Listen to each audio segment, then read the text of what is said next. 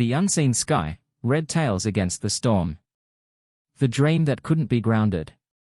The Alabama sun beat down with an unforgiving intensity, baking the red earth of Tuskegee Army Airfield. It was 1941, and the world was hurtling towards its darkest hour, yet here, in this segregated corner of America, another battle was being fought, a battle for the right to fly. For generations, the sky had been a symbol of freedom, a boundless expanse where the spirit could soar unburdened. But for Black Americans, even this ultimate frontier was shackled by the invisible chains of prejudice. They were told they lacked the intelligence, the courage, the very genetic makeup to command the sophisticated machines of aerial warfare. They were told they couldn't fly. Yet, a dream, tenacious and defiant, took root. It was a dream nurtured by the likes of Captain James Ace Coleman, a man whose gaze held the quiet intensity of a storm gathering on the horizon. Ace, a natural leader with a sharp mind and an even sharper wit, had spent years honing his skills in civilian aviation, only to be met with closed doors when he tried to enlist. They said I was too good for the ground crew, but not good enough for the cockpit, he'd often quip, a wry smile masking the deep frustration. But the establishment, under mounting pressure and the undeniable logic of a nation preparing for total war, finally relented. The Tuskegee experiment was born, a controversial program designed to train black pilots, ostensibly to prove their capabilities, but often viewed by skeptics as a guaranteed failure. Among the first cadets was Lieutenant Marcus Steele Washington, a man forged in the crucible of adversity. Hailing from the segregated South, Marcus carried the weight of his ancestors' struggles in his broad shoulders. His determination was a palpable force, his focus unwavering. He saw the P-40 Warhawk, then the P-51 Mustang, not just as machines of war, but as chariots of change.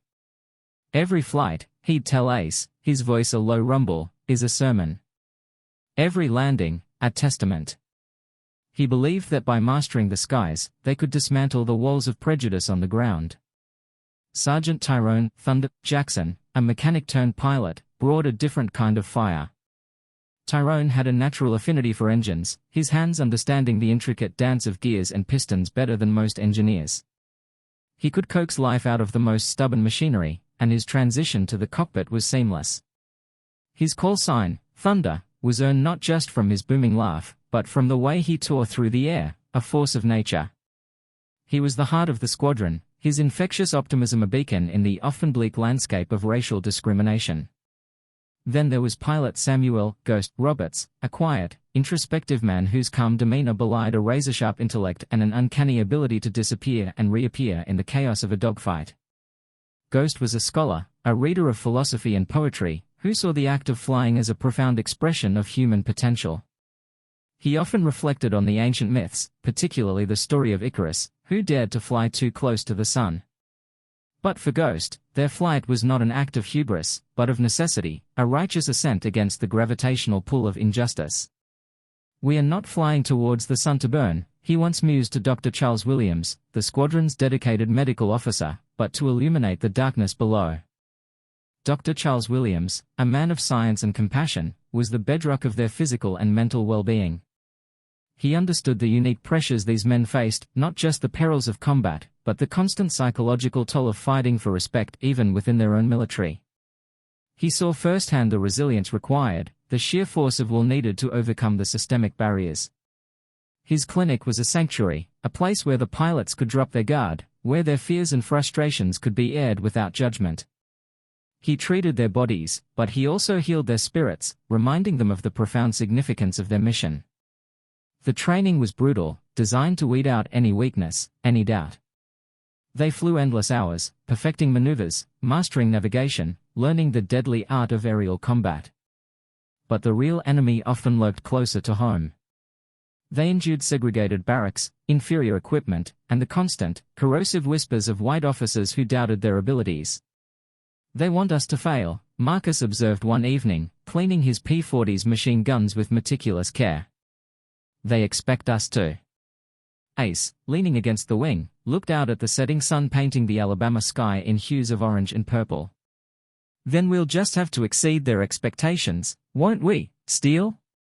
He remembered a passage from a letter his grandmother had sent him, quoting from the Bible, a verse about those who mount up with wings as eagles.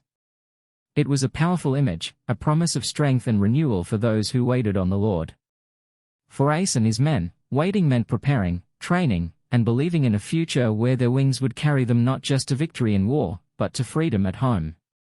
The dream of flight, once a distant whisper, was now a roaring engine, a collective heartbeat echoing across the airfield. They were not just learning to fly planes, they were learning to fly in the face of adversity, to ascend beyond the limitations imposed upon them. Each takeoff was an act of defiance, each landing a small triumph. The sky, once a symbol of unattainable freedom, was becoming their battleground, their sanctuary, their destiny. They were the first, the pioneers, carrying the hopes of a race on their wings, ready to prove that the human spirit, when fueled by justice and courage, could never truly be grounded. If you believe in the power of determination, subscribe to our channel. The scorching sands of North Africa, specifically Thebes, Egypt, became the crucible for the Tuskegee Airmen. The year was 1943, and the war in the Mediterranean was raging. The Allied forces were pushing against Rommel's Afrika Korps, and every available pilot, every available plane, was desperately needed. Yet, even here, thousands of miles from home, the shadow of segregation loomed. The Red Tails, as they would soon be known for the distinctive crimson paint on their aircraft tails, were initially relegated to patrol duties, ground support, and other less glamorous, less dangerous assignments. The skepticism from white commanders was palpable, a silent, corrosive force that threatened to undermine their morale. Captain Ace Coleman, now leading the 99th Fighter Squadron, felt the weight of expectation on his shoulders. Not just the expectation of victory, but the expectation of proving their worth. He often thought of the biblical story of Gideon, a man chosen by God to lead a small, seemingly insignificant army against a vast, oppressive force. Gideon's army, reduced to a mere 300 men, triumphed through faith and cunning. Ace saw parallels in their own situation, a small, underestimated squadron, armed with skill and an unwavering belief in their mission, facing down not only the formidable Luftwaffe but also the entrenched prejudice of their own command. Their first true combat mission came unexpectedly. A critical Allied convoy, laden with vital supplies, was under heavy attack by German bombers and their fighter escorts over the Mediterranean. The regular fighter squadrons were stretched thin, engaged elsewhere. The call went out, and the 99th was finally given their chance. Ace, Marcus, Tyrone, and Ghost strapped into their P-40 Warhawks, their hearts pounding with a mixture of fear and exhilaration. This was it. This was their moment to silence the doubters. "Remember your training, boys," Ace's voice crackled over the radio, calm amidst the rising tension. "Stay sharp. Fly as one." As they climbed, the sun glinting off their wings, the vast expanse of the Mediterranean stretched below, a deceptive calm before the storm.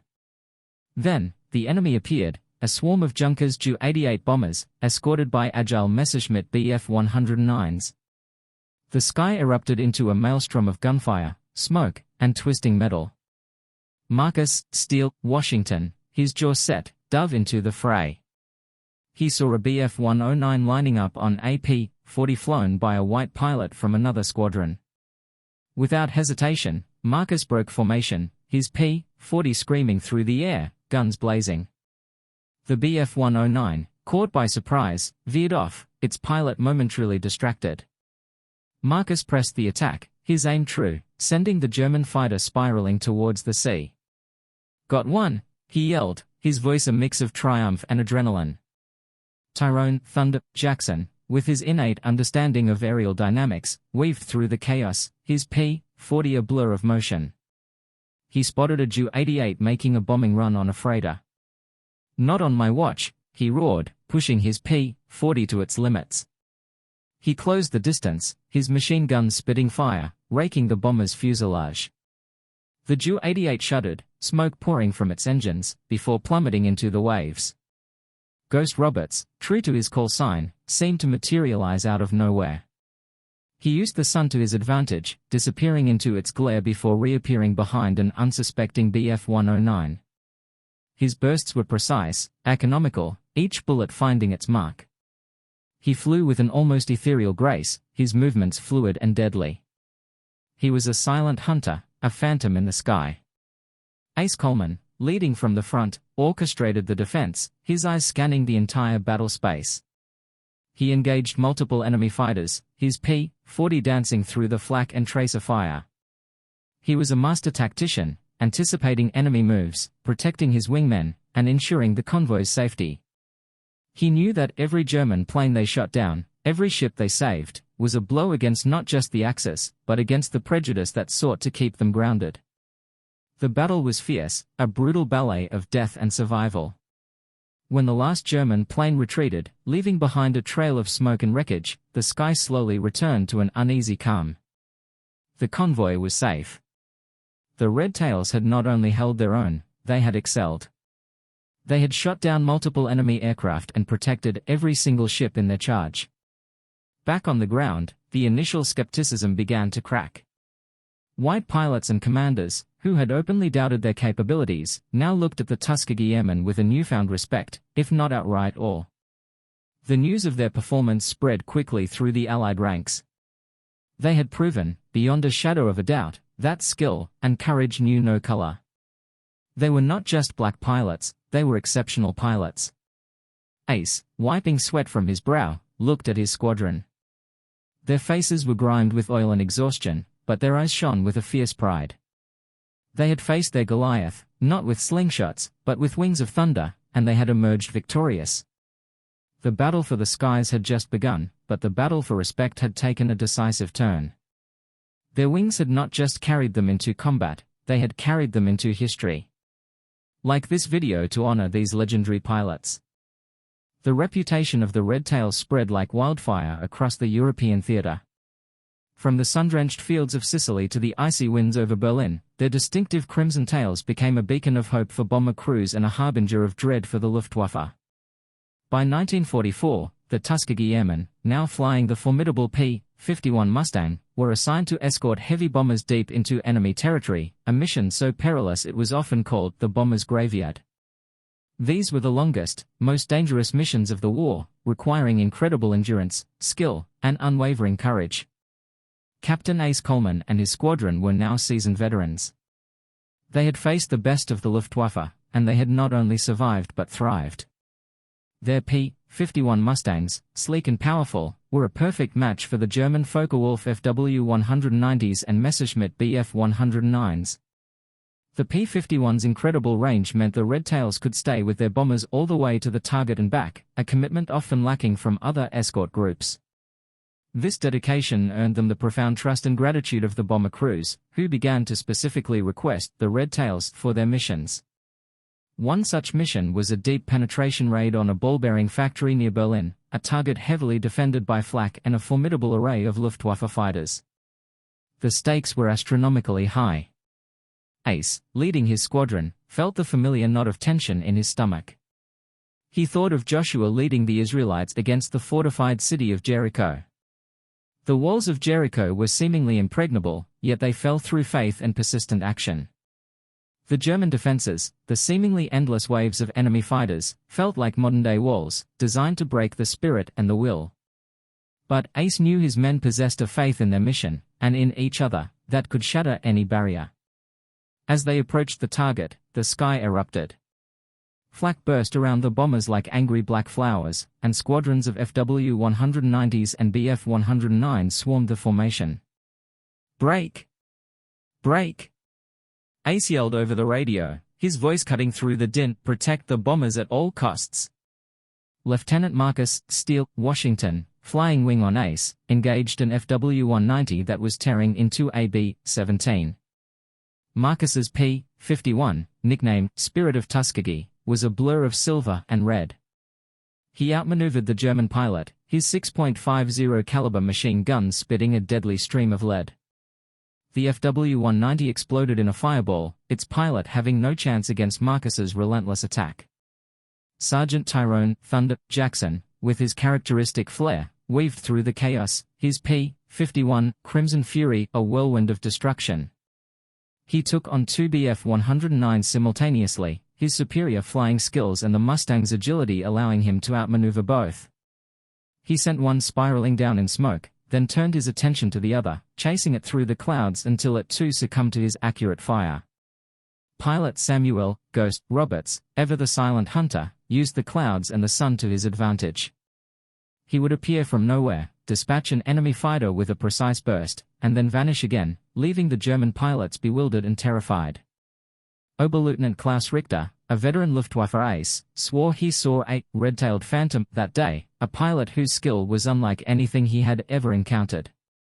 They fly like devils, Richter would later recount to his comrades, but they fight like angels. The battle raged for what felt like an eternity.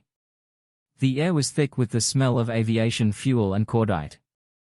P-51s and German fighters twisted and turned in a deadly dance, each pilot fighting for their life, for their mission. Ace, his own Mustang, Double Victory, riddled with bullet holes, saw a Bf-109 lining up on a crippled B-17, its engines smoking. He pushed his P-51 to its absolute limit, ignoring the shuddering airframe, and intercepted the German fighter just as it was about to fire. A short, sharp burst from Ace's guns, and the Bf-109 disintegrated. The bombers, though battered, reached their target and unleashed their payloads, sending plumes of smoke rising from the factory below. The mission was a success, but the cost was always high. Back at base, Dr. Charles Williams worked tirelessly, tending to the wounded, both physical and psychological. He listened to their stories, their near-death experiences, their triumphs, and their losses. He understood that these men were not just fighting a war, they were dismantling the walls of prejudice, one dogfight at a time. The Red Tails' reputation grew. Bomber crews reported that when they saw the distinctive Red Tails, they knew they were safe. They never lost a single bomber to enemy fighters, became the unofficial mantra, a testament to their unparalleled dedication and skill. This claim, while debated by historians, became a powerful symbol of their effectiveness and courage. They had not just broken through the enemy's defenses, they had broken through the walls of racial bias, proving that courage and competence were universal. Comment: which Red Tail pilot's story inspires you most? As the war entered its final, brutal stages in 1945, the Red Tails continued their relentless fight across Eastern Europe, pushing deeper into Germany. The landscape below was scarred by years of conflict, a testament to humanity's destructive capacity. But above, the Tuskegee Airmen were carving out a different legacy, one of courage, skill, and an unwavering commitment to freedom. The double victory they sought, victory abroad against fascism and victory at home against racism, was slowly, painstakingly, being forged in the skies. Captain Ace Coleman, now a major, led his men with a quiet authority born of countless battles. He often reflected on the journey, from the dusty fields of Tuskegee to the war-torn skies of Europe. He remembered the biblical story of Moses, leading his people out of bondage, parting the Red Sea to deliver them to freedom. The Red Tails, in their own way, were parting the sea of racial discrimination, their actions creating a path for future generations. Their P-51 Mustangs, with their iconic red tails, were not just warplanes, they were symbols of deliverance, cutting through the prejudice that had long held their people captive. The final missions were often the most dangerous, as the desperate Luftwaffe threw everything they had into the fight. But the Red Tails, honed by years of combat, were more than ready. Lieutenant Marcus Steele Washington, now a captain, flew with a grim determination, his focus sharper than ever. He had seen too many friends fall, too many injustices endured, to falter now. He knew that every successful mission was not just a blow against the enemy, but a step towards a more just world. Sergeant Tyrone "Thunder" Jackson, promoted to lieutenant, still possessed his infectious optimism, but it was now tempered by the wisdom of experience. He continued to fly with a daring spirit, his P-51 Crimson Fury a blur of motion in the chaotic skies. He often thought of the young black boys back home, looking up at the sky, dreaming of flight. He knew their actions were paving the way for those dreams to become reality. Pilot Samuel "Ghost" Roberts, now a captain, remained the quiet, contemplative warrior.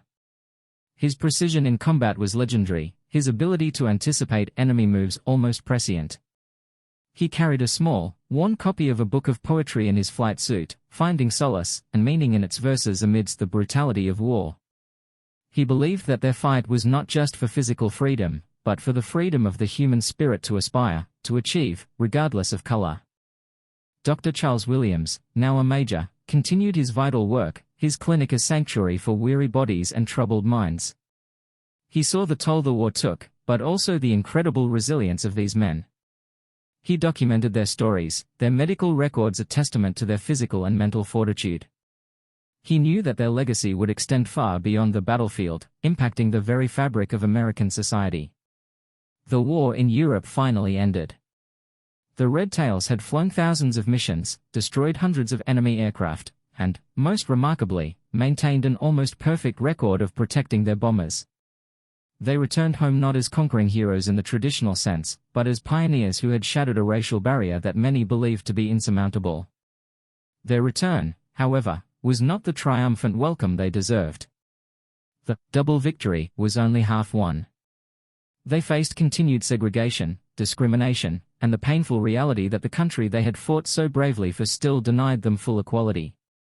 Yet, their actions had planted seeds of change that would eventually blossom into the civil rights movement. Their courage in the cockpit had exposed the lie of racial inferiority and provided undeniable proof of Black Americans' capabilities. Major Ace Coleman, standing on the tarmac of a segregated airfield back home, looked up at the sky. The P-51 Mustangs, now grounded, stood as silent sentinels. He knew the fight wasn't over, but a crucial battle had been won. "We showed them," he said to Marcus, his voice filled with a quiet pride. "We showed them what we could do." The legacy of the Tuskegee Airmen, the Red Tails, is not just a story of aerial combat, it is a profound narrative of human resilience, determination, and the relentless pursuit of justice. They were told they couldn't fly, but they soared. They were told they couldn't fight, but they dominated the skies. They were told they couldn't break barriers, but they shattered them, paving the way for a more inclusive and equitable future. Their wings carried them to victory, and their spirit continues to inspire generations, a testament to the enduring power of a dream that could not be grounded. Subscribe and turn on notifications for more untold stories of heroes.